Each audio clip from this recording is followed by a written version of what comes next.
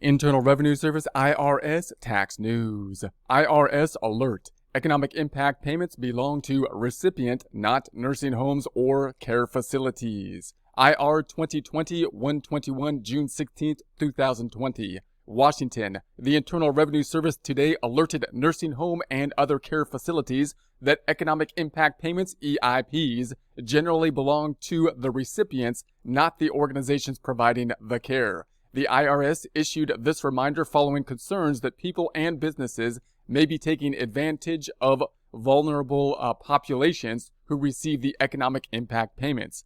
The payments are intended for the recipients, even if a nursing home or other facility or provider receives the person's payment either directly or indirectly by direct deposit or check. These payments do not count as a resource for purposes of determining eligibility for Medicare and other federal programs for a period of 12 months from receipt. They also do not count as income in determining eligibility for these programs. The Social Security Administration, SSA, has issued frequently asked questions. There's a link to that here. There'll be a link to this in the description on this issue, including how representative payees should handle administering the payments for the recipient. SSA has noted that under the Social Security Act, a representative payee is only responsible for managing Social Security or Supplemental Security Income, SSI benefits. An EIP, Economic Impact Payment, is not such a benefit. The EIP belongs to the Social Security or SSI beneficiary.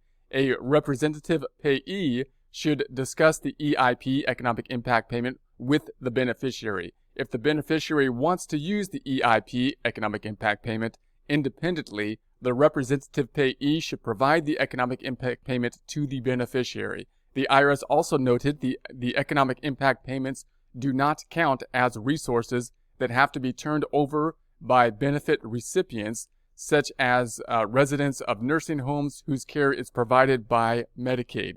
The economic impact payment is considered an advance refund for 2020 taxes.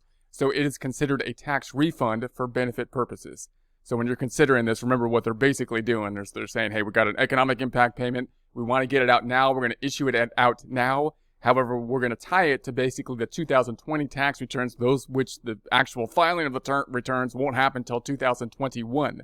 But the actual payments that are going out are basically kind of like a credit tied to the tax returns that we will be filing 2021 for the 2020 taxes. Back to the text.